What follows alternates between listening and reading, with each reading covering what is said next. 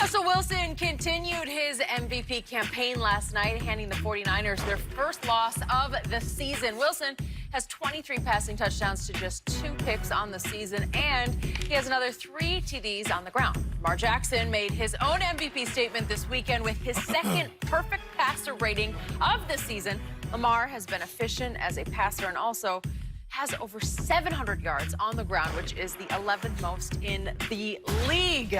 Wow, we're now joined by Super Bowl champ and college football analyst Reggie Bush. It is a lot to digest. A lot to digest.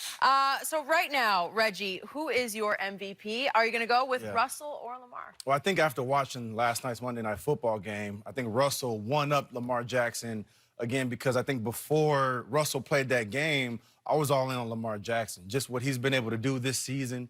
And it kind of also depends on what's the criteria that we're basing this MVP race on, because the conventional criteria is going to tell you, well, Russell's the MVP. But Lamar Jackson is really challenging the narrative as to what we've all kind of grown to, you know, when we watch quarterbacks like the Tom Brady's, the Drew Brees, Peyton Manning's, the pocket passer quarterbacks who can put up yards and touchdowns through the air. Well, Lamar Jackson is challenging that right now. And, you know, I struggle with it. I go back and forth because, again, before Russell played last night, I was on Lamar. Yeah. Now seeing Russell come back once again, right, it just feels like whenever you watch Russell, no matter what, no matter how much they're down by, no matter what the situation is, he's going to find a way to get his team back in the position to win the football game. And I think you have to take that into account. You can't discount that, because that's so valuable and so important. He's out there doing it with just guys. Like, he's making guys great players, and that's the sign of an MVP candidate. When you elevate the play of the guys around you, right? They don't have a dominant receiver. No. Sure. They don't even have. I don't know. Tyler Lockett's pretty good. But he got hurt last night. Okay. Yeah. And Russell still won the game without him, right? And so Josh Gordon enters 2 or 3 big third down conversions. So that's the sign of a great quarterback and an MVP candidate, when you can elevate the play of anybody around you, no matter who they are. And I still think Lamar Jackson is getting there. He's not quite there yet. See, well, I thought he had. I had given, even after watching Lamar on Sunday, I still thought Russ had a slight lead. And I think he increased it slightly because of what he did on the road. Now, remember now, the New England Patriots signed Antonio Brown. They tried to lure Gronk. There's a report came out that Mr. Kraft won't rob Gronkowski to come back from the playoffs. 2 guys that was on Russell on the Seattle Seahawks last night that were out there making plays that the Patriots say, even though we need wide receivers, we don't need, and tight ends, we don't want you guys, Hollister and Gordon. Now, the guys that the Patriots, now they signed AB, they don't have depth at wide receiver. They, Josh Gordon, they're like, whew, Josh Gordon, man. Well, wait a second. The great Shannon Sharp told me that Josh Gordon can't run anymore. It's like he has a piano on his back. It looked like to me last night, they said, Josh, run the slant. He had 1 route to run. They put him on the left, he ran a slant. They put him on the right, he ran a slant. And at one point on a crucial down, he was in trips right, and they called timeout and took him out of the game because I think he didn't know what to do. Okay? Probably right. That's understandable. But Skip, when you look at this in these 1-score games, he's 7-1 in 1-score games with 21 touchdowns, 1 interception. And he keeps doing it. He keeps finding ways to win with a high completion percentage. His QBR is still in the top 5. You said he's 3 now. Mahomes is number 2. Dak is number 1. And so when you look at all that, what he's doing, Skip, and that's the thing is the hardest thing for a defensive guy. Skip, when you go to the line of scrimmage, the defensive coordinator called a play based on what he thinks you're running, based on all the information, the data that they've accumulated over the time they've watched you play. D&D, area of the field, position of where the ball is spotted. Okay, what Russell is most dangerous? When that play is covered and it breaks down and he's off script. Because you have no idea. Because he can run it and get you 30 yards like we saw last night, or he can run around by time and throw it to the guy and pick up a first down on 3rd and 16. That's what makes him so dangerous. Also what makes Lamar Jackson so dangerous. But I think Lamar is close. Yeah, really close. Skip, I think the thing is, once Cam really won the MVP with his style of play, that wisdom that only a pocket passer can win the MVP, Skip, that was done away with. And I think now you're going to see more of these guys get consideration Maybe there's a time down the road that even Kyler Murray, if he can get an offensive line to support him.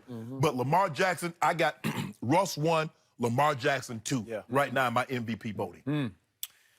Man, I must have watched the wrong game last night. I don't know. You know what? I took a bite of one of Chef Shay's brownies that he picked up, and I must have hallucinated what I saw last night on TV. He said he put some in there. Yeah, he put some stuff in there. Deion Waiters was He's got the special ingredients. But see, what I told Deion is that you eat these and stay grounded. When you get up in there 30,000 feet of your elevation, You gotta stay away. Panic attack. Doesn't go well. Panic attack. Lesson learned. You know what? I'm just thankful I didn't have a panic attack watching this game last night because, man, I was seeing something else. I saw MVP runaway, Russell Wilson. I saw him last night struggle throughout the game, especially in the first 4 quarters. He threw for a grand total of 155 yards. And with 12-12 left in the football game, and they're up commanding 21-10. So this wasn't a comeback special by Russell. He's up 21-10. Could we see what happened on that play? Because he drops back to pass on 2nd down from his 35. And you got to protect the football. Russ! They just took it right out of your hands. This play was crazy, by the way. This is crazy because now your offensive lineman has it. He gets stripped. And well, he took it from Russ. Yeah, he did. okay. Look at that. Okay.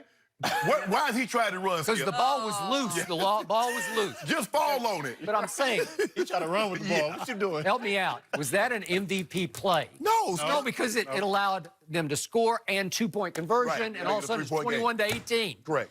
And then help me out. This was not the comeback king in overtime. First drive of overtime, he drives him down, and it's like 2nd and 5 from the 14-yard line. There goes the scoop and score, DeForest Buckner. Here's the interception.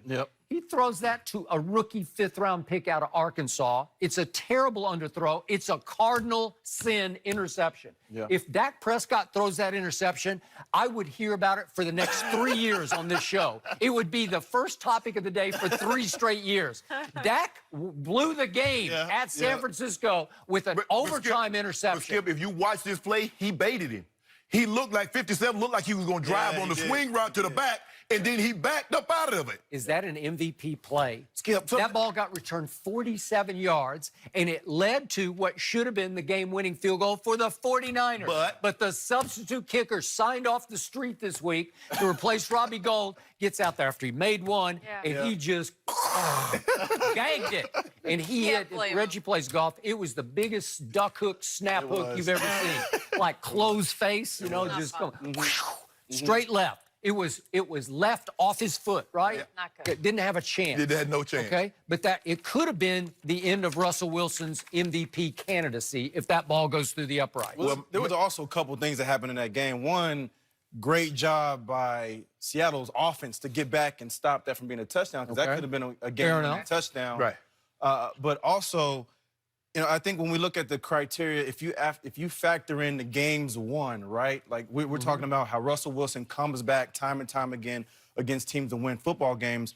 Well, you also got to factor in that Lamar Jackson beat Russell Wilson head-to-head. At Russell's house. At Russell's house. Also beat Tom Brady head-to-head at his house. Outwitted, I thought, Coach Belichick. Yeah, and so that's why I say I feel the times are changing because more and more quarterbacks look like Russell Wilson and look like Lamar Jackson, right? And that's something that we can be proud of as well. But when you look at the criteria of the games, he's been able to go into some of the toughest places to play and beat. He just beat the undefeated team on the road. Yeah. Just did that. Okay, but Jimmy G didn't have he didn't have Kittle, and he then finally didn't have Emmanuel Sanders. Well, Jimmy G needs to hold on to the football. Well, he does. He needs to do a better job of protecting. He needs to do a better job because I know that was driving his head coach, because I know his head coach. I played for his dad, Mike Shanahan, and turnovers would drive him crazy, especially, Skip, when you're in you got the game, you're commanding the game. The game is totally in your control. And from the time he fumbled that ball and Jadeveon Clowney scooped it and scored, the game totally changed. It did. And then all of a sudden he fumbles again and he throws another horrible pick. I'm like, dude. I want to remind everyone, Coach Belichick picked that guy to replace Tom Brady 2 years ago. Well, he tried to. It Not didn't gonna go. forget around here. Okay, what about this? Is something that I think is also getting overshadowed, obviously, because of the great play we've seen on the field. But what about the poor clock management at the end of the game by the 49ers? Oh, yeah, you got to run that ball. You got to run the football. Run it one time, and you can pop it out. Because you almost lost the game in regulation. Yeah. True. Yeah. Okay. Well, that's on your young. That's They all. got the ball. So Russell had the ball, turned it over with 1:50 on the clock. Right. They got it back with 1:30 on the clock. Like, you only took 20 seconds off the clock. Not with the way Jimmy G was playing. Yeah. No. Nope. Interesting. That's not a good sign. But Reggie, we can't have you leave yet because we need to talk about Yes, we do. Bama over the weekend. Yep. What a game! Did LSU crush Bama's playoff hopes? Shannon, you know, what are you guys